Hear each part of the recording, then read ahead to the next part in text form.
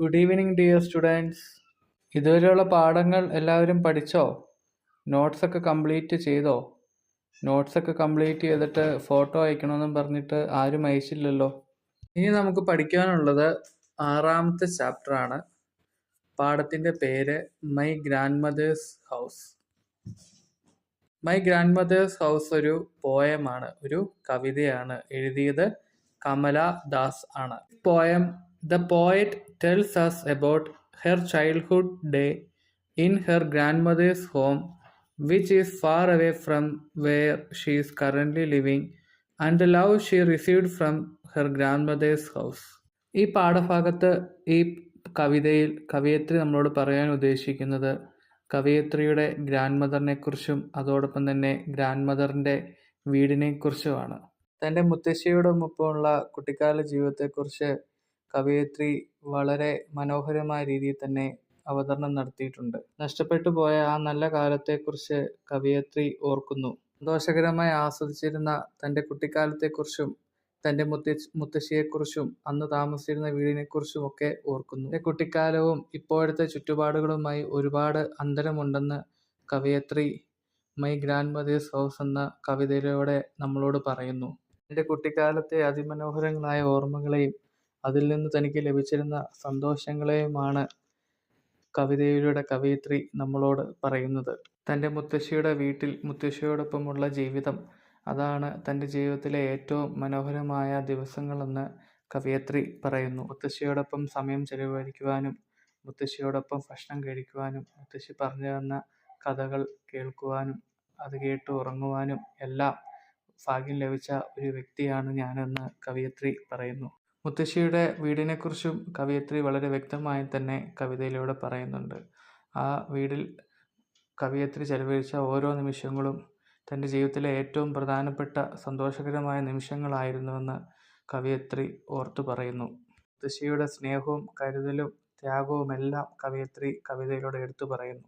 ഒരിക്കൽ തൻ്റെ കുട്ടിക്കാലം ചെലവഴിച്ചിരുന്ന തൻ്റെ മുത്തശ്ശിയുടെ വീടിൻ്റെ ഇപ്പോഴത്തെ അവസ്ഥയെ കവയിത്രി ഓർക്കുന്നു.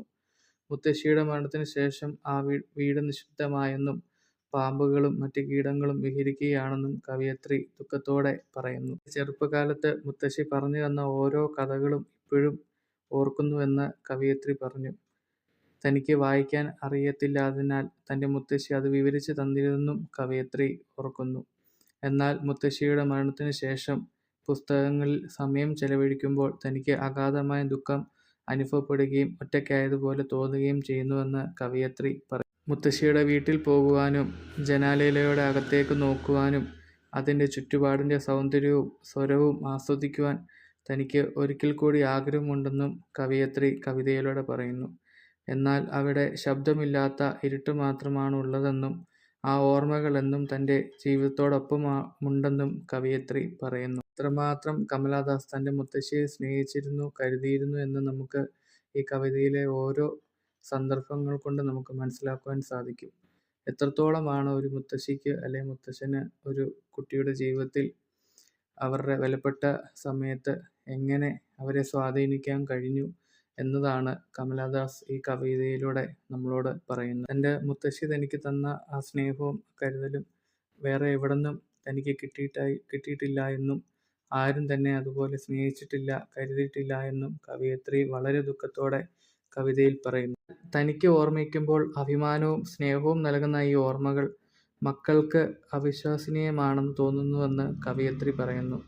തൻ്റെ മുത്തശ്ശിയുടെ മരണത്തിന് ശേഷം താൻ വളരെയധികം ദുഃഖിതയാണെന്നും അന്യരുടെ വീടുകൾ കയറുന്ന ഭിക്ഷാടകനെ പോലെ സ്നേഹത്തിനായി കേഴുകയാണെന്നും കവയിത്രി കവിതയിൽ പറയുന്നു. തൻ്റെ ചെറുപ്പകാലത്ത് തന്നെ ഒത്തിരിയേറെ സ്വാധീനിക്കുകയും സഹായിക്കുകയും ഒരു വലിയ കവയിത്രിയാകാൻ മാറുകയും ചെയ്തതിനെല്ലാം പിന്നിൽ മുത്തശ്ശി എന്ന വ്യക്തിയുടെ പ്രാധാന്യം വളരെ വ്യക്തമായി തന്നെ കമലാദാസ് കവിതയിലൂടെ നമ്മളോട് പറയുന്നു. നമ്മുടെ കാലഘട്ടത്തിൽ നമ്മളെ സ്വാധീനിച്ച കുറേയധികം വ്യക്തികൾ നമ്മുടെ ജീവിതത്തിൽ ഉണ്ടാവാം.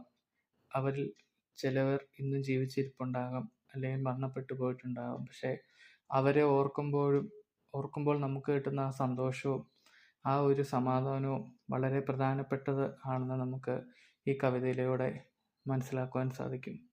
നഷ്ടപ്പെട്ട ആ സ്നേഹം, നഷ്ടപ്പെട്ട ആ സ്നേഹത്തിൻ്റെ ഉറവിടം പിന്നെ നമുക്ക് ജീവിതത്തിൽ ഒരിക്കലും തിരിച്ചു കിട്ടില്ല എന്ന് നമുക്ക് ഈ കവിതയിലൂടെ മനസ്സിലാക്കുവാൻ സാധിച്ചു. എത്രത്തോളമാണ് കമലാദാസും മുത്തശ്ശിയും തമ്മിലുള്ള ആ ആത്മബന്ധവും ആ സ്നേഹത്തിൻ്റെ കരുതലുകളും എല്ലാം നമുക്ക് വളരെ വ്യക്തമായി തന്നെ ഈ കവിതയിലൂടെ കാണുവാൻ സാധിക്കും. നമ്മുടെ മുത്തശ്ശനെയും അതുപോലെ തന്നെ മുത്തശ്ശിയെ എല്ലാം നമ്മൾ ഇതുപോലെ തന്നെ സ്നേഹിക്കുകയും കരുതുകയും വേണമെന്ന് ഈ കവിത നമ്മളെ ഓർമ്മിപ്പിക്കുന്നു. അവർ നമ്മളോട് ആ ചെറുപ്പകാലത്ത് കാണിച്ച ആ സ്നേഹവും ആ സംരക്ഷണവും എല്ലാം നമുക്ക് ഒരുപക്ഷെ ഇന്ന് മറ്റുള്ളവരിൽ നിന്ന് ലഭിക്കുന്നില്ലായിരിക്കാം. ആ സ്നേഹത്തിൻ്റെ ആ സംരക്ഷണത്തിൻ്റെ ഉറപ്പ് നമുക്ക് അങ്ങോട്ട് തിരിച്ചു കൊടുക്കുവാനും നമുക്ക് കഴിയണം. നമ്മുടെ മുത്തശ്ശിയെയും മുത്തശ്ശനെ എല്ലാം സ്നേഹിക്കുവാനും കരുതുവാനും കമലാദാസ് പറഞ്ഞ പോലെ അവരെല്ലാം നമ്മുടെ ജീവിതത്തിൽ വിലപ്പെട്ടവാൻ നമ്മൾ ശ്രദ്ധിക്കുകയും ചെയ്യണം. മുത്തശ്ശിയുടെ ആ വീട്ടിലേക്ക് നോക്കുമ്പോൾ വളരെ വിഷമമാണ് കമലാദാസിന് ഉണ്ടായതെന്ന് നമുക്ക് കാണുവാൻ സാധിക്കുന്നു. നമ്മുടെ മാതാപിതാക്കളെയും അവരുടെ മാതാപിതാക്കളെയും സ്നേഹിക്കുവാനും കരുതുവാനും നമുക്ക് സമയമുണ്ടാകണമെന്നും അതോടൊപ്പം തന്നെ അവർക്ക് കൊടുക്കേണ്ട ഇമ്പോർട്ടൻസ് കൊടുക്കണമെന്ന് കവിത നമ്മളെ ഓർമ്മിപ്പിക്കുന്നു. കമലാദാസിൻ്റെ ഈ കവിത എല്ലാവരുടെയും ജീവിതത്തിൽ ഒരു മാറ്റം തന്നെ കൊണ്ടുവരട്ടെ എന്ന് ആശംസിക്കുന്നു. Thank you.